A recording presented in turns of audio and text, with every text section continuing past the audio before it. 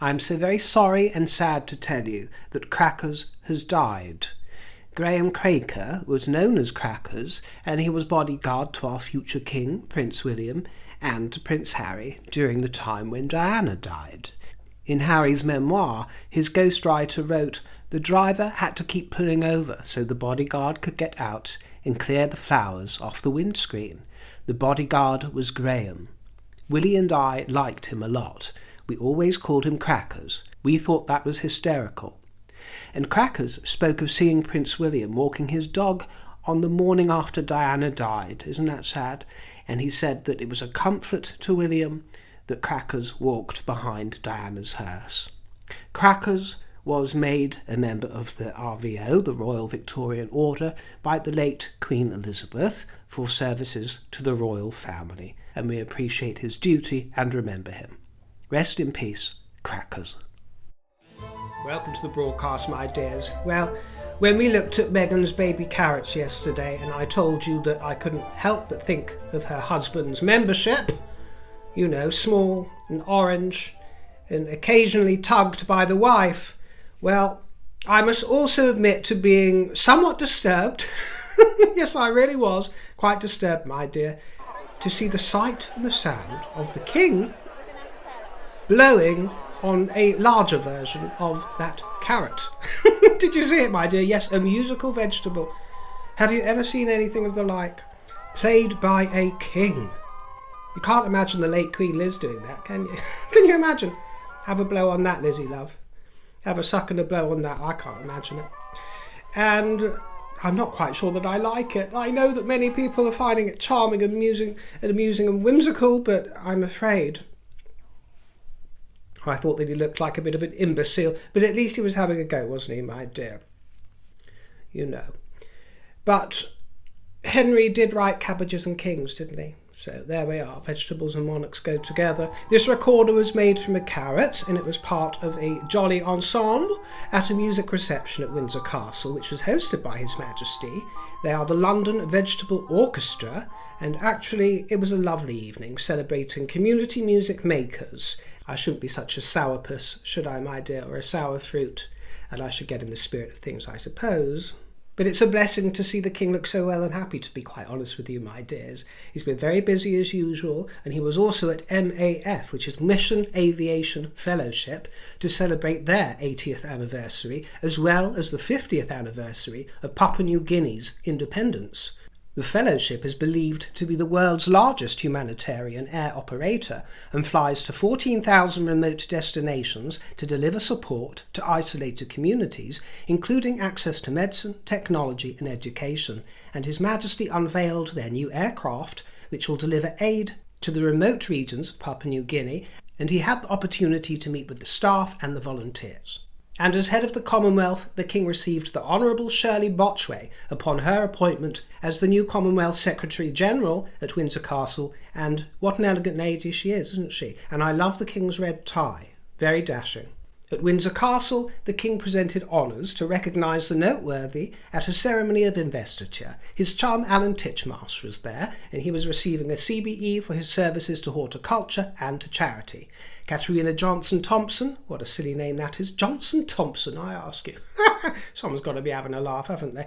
Katerina Johnson-Thompson received an MBE for services to athletics, and Professor Sir Wayne McGregor, a knighthood for services to dance, and also an OBE for services to dance, went to Marianella Nunez. Gliding the staircase at Clarence House, like Mary Poppins, was the Queen as patron of Safe Lives, hosting a reception for survivors of domestic abuse, frontline professionals and supporters to mark the charity's 21st anniversary. Her Majesty gave a rousing speech and was ambushed by the loose women. Heavens above.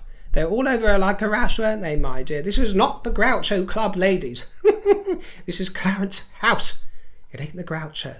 Camilla was love-bombed and manhandled by Janet Street Porter and Denzi Squelch, who, by the way, is a very big Harry and Meghan admirer, isn't she? Ardenese, or so she says. She seemed to be enjoying rubbing shoulders with the wicked stepmother there very much. And actually, both Janet and Denise spoke highly of Camilla on an episode of Loose Women the following day, and they said that the Queen had told them that she watches the show as well. Loose Women is our version, I suppose you could call it, of The View.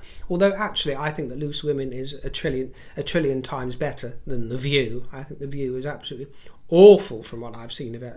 God knows who the hell would want to tune into that, wherever you fall on the political spectrum. Loose Women has gone through periods of being really good, actually. I've seen it live. I've been in the studio audience of Loose Women because I had friends working on the show, and they happened to bring me along one day. It was really good fun.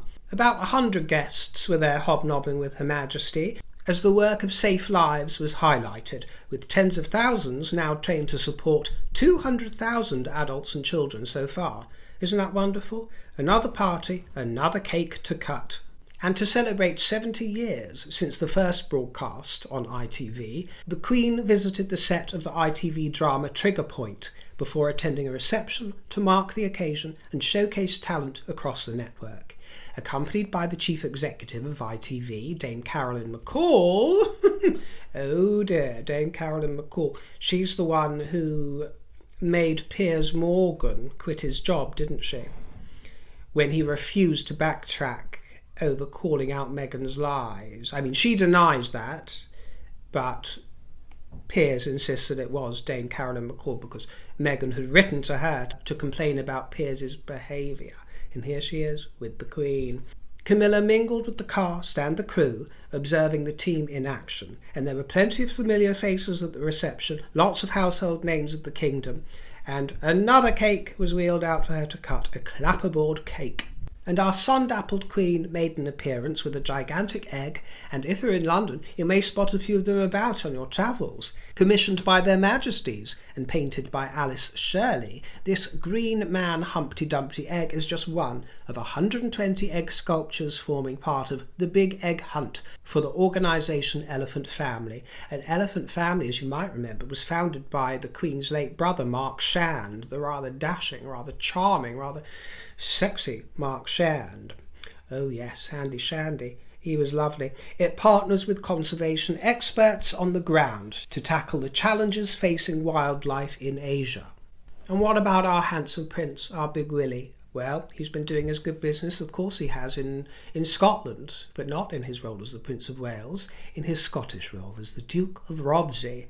He visited Homewards, Aberdeen, to unveil a new housing and employment initiative to tackle homelessness. And I couldn't help but be dismayed. Sorry to be grumpy, but I couldn't help to be dismayed by the sight of that hideous Letters Community flag with like 6,000 rainbows in different colours imprinted all over it like some sort of grim intarsia. It's like something out of the Third Reich, if you ask me, isn't it? It looks so militant, and I understand that there was a time and place for militancy, for equal rights, but not for extra privileges, my dear, and not for fantasies and delusions. I don't like the look of it and the way that it hangs over any space. I'm sad to say, because there was once upon a time when the sight of a nice cheery rainbow for gay rights was a wonderful thing, you know? But this one doesn't give me the warm fuzzies, I'm afraid. Anyway, Homewards is in its delivery phase, working with activator partners that can support the delivery of the action plan for each location. Things are coming along, my dear, with William's plan.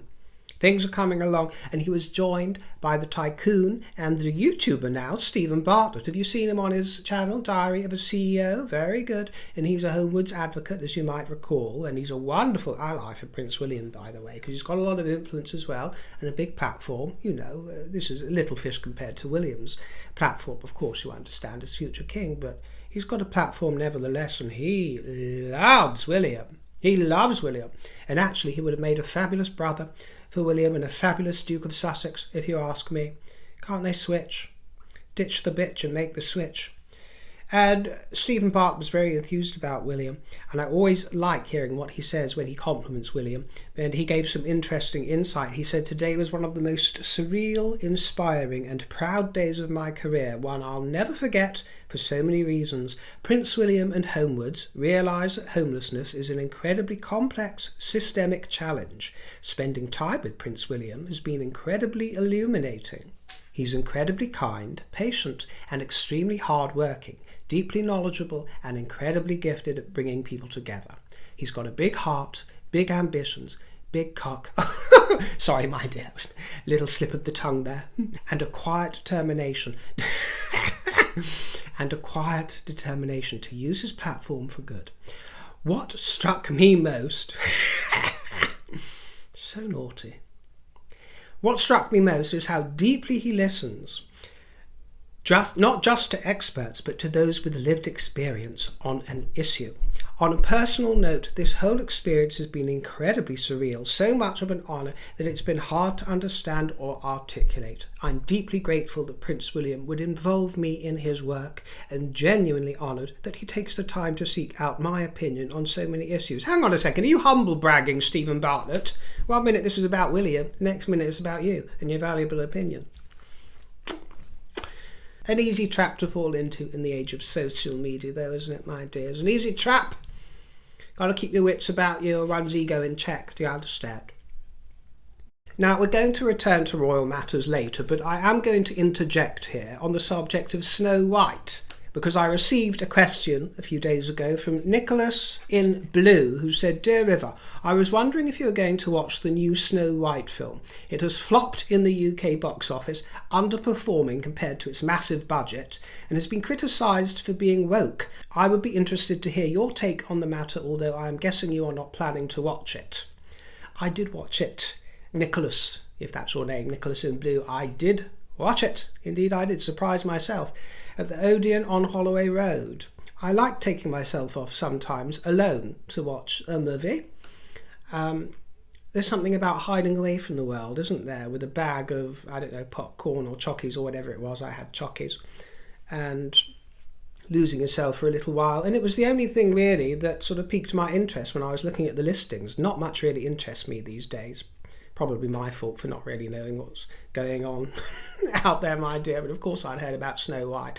And I did want to watch it because we discussed it years ago, actually, before it was, when it was in production, when the first version of it was in production. I remember talking to you about it.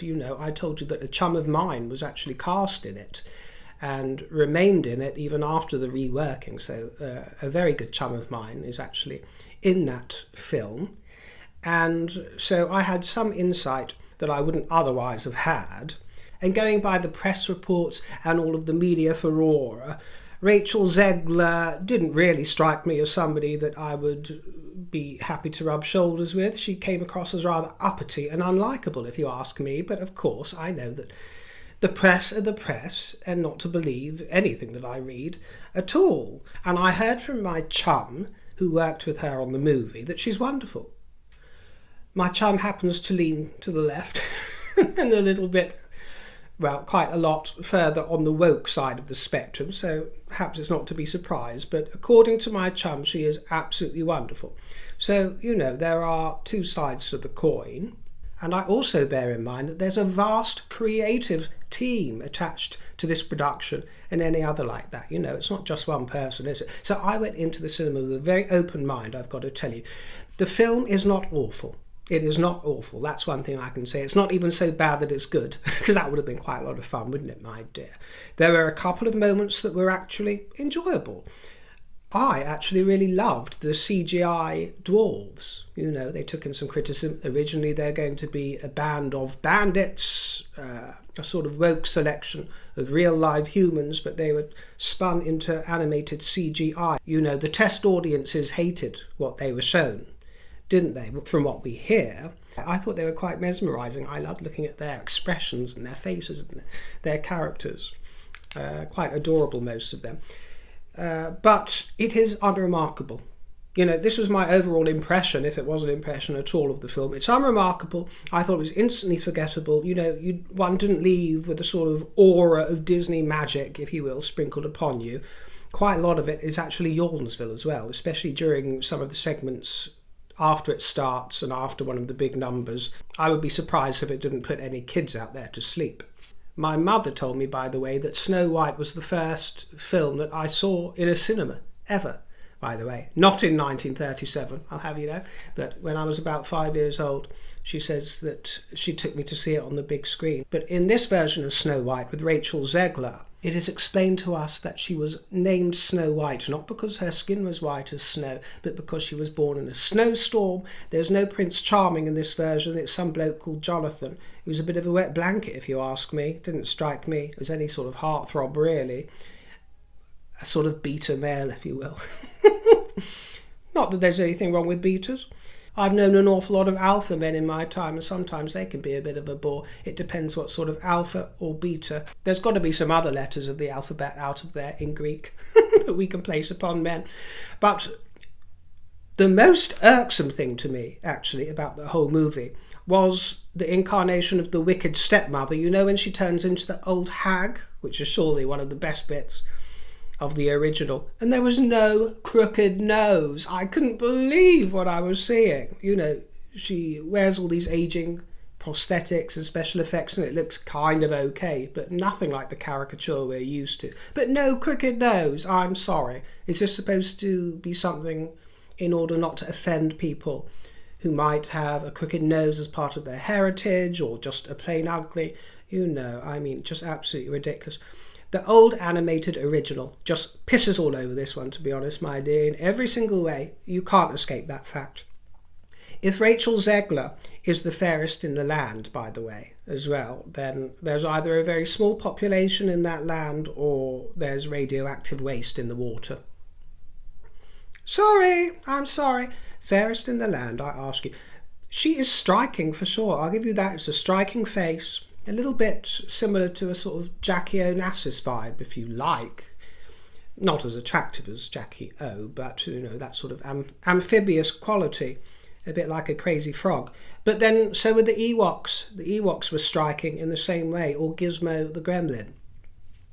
Well, I'm dyed in the wool, my dear, I'll be honest with you. I'm dyed in the wool. My fairy tales need the old-fashioned archetypes to be extreme, and I believe that it is part of the human experience of storytelling and our evolution. Also, I rather enjoy dainty or plucky heroines that have legendary, unmatched beauty. I like grotesque villains too, absurd villains, the kind of caricatures that you would see amongst the masked wonders of the Commedia dell'arte. I want the heroes to be handsome studs, my dear. Give us a bit of beefcake. And I want fat, plumptious godmothers and sly hobgoblins. I want all the stereotypes, my dear. But if you are going to turn the tables or switch things up or surprise us or challenge us, then do it elegantly. That's all I ask, my dear. Do it with some style. Make us think. Do it because it actually elevates the movie, or because it moves me, or supplies a new twist of humour. I'm happy to be challenged, but you've got to do it successfully and with a real raison d'etre and a new idea, you know, a real new idea, not just appease the woke brigade. Well, a good example of a movie that did that very successfully, by the way, a real favourite of mine, is Enchanted. Remember that movie? Not the sequel, the original with Amy Adams. I saw that on the big screen with a friend, and it was one of the most transportive movies. I've seen clips of it on YouTube, by the way. It's not the same. It's not the same as the first time we saw it on the big screen. And some of those numbers, the Happy Working song where all the woodland creatures arrive, and That's How You Know, they're on YouTube. You can look them up if you want. And if you don't know, in Enchanted, a stereotypical Disney princess, Giselle, arrives in modern Manhattan and New York amongst modern surroundings, but she can only behave as a Disney princess behaves. And so there's a sort of modern twist on the tale. But it's done so beautifully, with such humour. But it was so silly. It was so silly. I remember watching it with my friend Claire, and we didn't know what to expect when we went in, but it managed to enrapture us and send us away into a sort of childish reverie. We were kids again, and you had to surrender to the silliness of it and the joy of it. It was joy and magic. Magic would be the word. We went out on a complete high. So it can be done to switch things up, is what I'm trying to say. But the furore over Rachel Zegler's comments that she made so famously now, where she was basically slagging off the original movie, wasn't she, from 1937, saying that Prince Charming was basically a stalker, nobody needs to be kissed and woken up from a coma, that's basically as bad as Prince Andrew and Virginia Giuffre, that sort of thing. And she was saying that the new version would be much more politically correct. And then she went on to share a trailer for Snow White, and she said, and always remember, free Palestine. Bearing in mind that her co-star, playing the wicked stepmother, Gal Gadot, a Jewess, it caused a bit of friction, so we're told behind the scenes, because she served in the IDF for 2 years. Whoops. Well, she also said, this Rachel Zegler, may Trump supporters and Trump voters and Trump himself never know peace. Oh, right. Well, I don't object to her having any of those opinions at all, by the way, my dear. It's a free world. Of course she can have them. She can tell anyone she wants about it. But, I do agree with Jonah Platt. Now, Jonah Platt is the son of the producer Mark Platt, the producer of Snow White, you see. And he vented his fury recently, I think it was only last week, on Instagram, towards Rachel Zegler and the fact that the film's now basically flopped. I mean, it's earned tens of millions, but the budget was up there in the hundreds of millions, my dear, He's also an actor and podcaster, this Jonah Platt character, and he said, my dad, the producer of an enormous piece of Disney intellectual property with hundreds of millions of dollars on the line, had to fly across the country to reprimand his 20-year-old employee for dragging her personal politics into the middle of promoting a movie for which she signed a multi-million-dollar contract to get paid and do publicity for. This is called adult responsibility and accountability, and her actions clearly hurt the box office. Free speech does not mean you're allowed to say whatever you want in your private employment without repercussions. Tens of thousands of people worked on that film, and she hijacked the conversation for her own immature desires at the risk of all the colleagues and crew and blue-collar workers who depend on that movie to be successful. Narcissism is not something to be coddled or encouraged. And I think that he has an extremely good point. Apparently he's deleted that Instagram post now. I don't know why. It's going to be the Barbara Streisand effect, isn't it, of bringing attention to it. But he's right, because this isn't about her right to a free speech point of view. This is about professionalism, when she is basically the poster girl for, as he says, tens of thousands of people of all political persuasions, one would imagine, cast and crew, a lot of money on the line. It's about a bit of grace, isn't it, my dear? This is not channeling the royal spirit. That's what you've got to do in these times. And the royal spirit requires silence, restraint, putting one's ego into retreat when it needs to be put into retreat. I thought it was bratty. That's how it came across, her behaviour. And destructive and quite selfish. Although I will say, if the movie was actually splendid and really magical, then regardless of whatever she said and did, then it would have become a success through word of mouth. I truly believe that, Word of mouth does the work for you if something is truly splendid. Sophie, Duchess of Edinburgh, was in Brussels, in Belgium, at an event co-hosted by the European Parliament Intergroup on Children's Rights, with the aim to tackle child exploitation. She was attending in her role as patron of both the NSPCC and Plan International. She delivered a keynote speech addressing senior European and international decision-makers and representatives from the tech sector, drawing attention to the harms that children face on and offline and the opportunities that exist to build safeguards and offer protection to children. Sophie was also in Edinburgh visiting a laboratory for dementia research.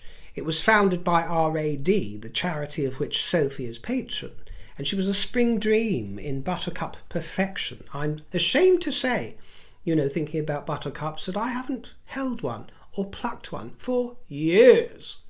Years and years and years. Have you, my dear? Do you remember in childhood picking a buttercup, holding it against your neck to see the reflection of light and of yellow, to know if you like butter? Remember that one, my dear? Oh, the innocence of childhood. Daisy chains and buttercups and making perfume by mixing all of these weeds together with rainwater. Oh, I can smell it now. Gorgeous, gorgeous. I'm digressing, but yes, I do like butter. I love butter, lashings of it. No margarine, thank you very much, my dear. And also on the subject of dementia. Now, this is a bit sad, and I wouldn't flash up this photo. I don't think it should have really been shown by the husband of Julie Goodyear, who played Bette Lynch in Coronation Street. You know that I adore this woman. Get it? Got it? Good. That comes from our Julie. Well, I'll bet. Our Bette Lynch and hello, Cock. How's it going, Cock? That's our Bet. That's all our darling Julie Goodyear, who was diagnosed a couple of years ago, wasn't she, with dementia, wherever it was, and he flashed up a rare photograph of her. And the main thing that I wasn't overly keen on seeing in that photograph, because I don't think that dementia should be taboo for 1 minute, or withheld, or kept away in the shadows, or the effects of aging, any of these things at all. I think they should be seen. They are part of a season. They are part of the winter season. It's the fact that it looked like she didn't have her teeth in. Now, I might be wrong here, but it looked like she didn't have a bottom row of teeth there. And that's something that I don't think that Julie herself would necessarily have really wanted to be out there. I might be wrong, but it's because one always associates that iconic smile of hers with her. That smile of hers with those strong northern teeth and that wonderful face of hers, full of character and life, will be with me always. It really will. I've got to say. I also miss the landladies and landlords that we used to get here in the kingdom. Here I go off on old nostalgia train. But now you just get kind of, young whippersnapper managers. You don't really get the stalwart landlords and landladies of old that you used to get. I was at the French House the other day, one of my favourites, before I went to see Lorna Luft, actually, and some right mardy young things were serving me without much character, instead of the lusty-busty landladies of yore. But 'tis what it is, isn't it? Pub culture's in the last throes. The last throes. And some of my favourite haunts and favourite pubs, they've started putting up sports screens to get people in. So the few that do go in sit there staring, watching the sports, which is my idea of a complete nightmare. No conversation, no flirtation, no cigs, and not much booze, because that's too expensive for people to buy now. So they just come to watch sport and have a cup of coffee. Oh, what fun. And you can't even sneak into the beer garden for a quick cigarette and a blowjob these days, can you, my dear? Because you can't smoke and there's cameras all over the place. A dozen lenses following you around, so you're in the voyeuristic presence of Big Brother, whatever you do. Where is the joy in life? Where is it going, my dears? The Duchess met researchers looking into the causes and consequences of synapse loss in Alzheimer's disease. So that was a barrel of laughs for our Sophie. And as for our husband, well, on the announcement that His Royal Highness will become patron of the South Bank Centre, the Duke of Edinburgh toured the space and met the community groups who use it. The role was previously held by his late mother, and the South Bank Centre is the kingdom's largest arts centre. It was opened by King George VI in 1951 as part of the Festival of Britain. Those of us who live in London or who visit London know it very well, my dear, and the whole area surrounding it. It's a real hub of art and creativity and culture. It's really, really something quite special. And generations of creative talent bring culture to the widest audiences in London, presenting over 5,000 events a year, 40% of which are free. And as you'll know if you visited the kingdom, there is a wealth of free activity in London. It's one of the very special things that still remain about this place. There's so much that you can see and do for free and gratis. The Princess Royal visited a children's farm in St David's. She's been patron of farms for city children since 1991, and the charity provides opportunities for young people to experience the natural world. Her Royal Highness joined primary school children as they groomed the farm's donkeys, fed rare breed piglets, and cared for produce growing in the farm. And where's our Dickie Gloucester, our darling Duke of Gloucester, who we don't speak about much, but we should recognise the fact that he visited Brighton Pavilion and Newhaven Fort, spending the day in the county of Sussex. As patron of Brighton and Hove Museums, His Royal Highness visited the Royal Pavilion and Garden to see the ongoing renovation work. As you may know, much of the architecture of the pavilion is in the Indo-Saracenic style of India, and I've never enjoyed it. There was a time in my life when I had a good chum living in Brighton. I used to visit her a hell of a lot down there in the lanes. I hear tell that that's also turned to shit in recent years. Like everything else. God, I'm full of joy, aren't I? I need to bring in some optimism and channel the royal spirit. But the pavilion, I never enjoyed it. I always thought it was a great big eyesore, to be quite honest. People love it. They think it's full of charm. I don't. Although I've never been inside it. I think it always looked like a poor man's Taj Mahal, to be honest with you, and that's what it is, really. I mean, originally it was built as a seaside retreat for George IV back in the 1800s when he was a Prince of Wales, before his regency and before he became king. And then much later in time, the domes were added and the minarets by the architect John Nash. And Queen Victoria used to use it quite famously. She's associated with it. And she was going to use it as her royal seaside retreat, but eventually she plumped for Osborne House over on the Isle of Wight instead.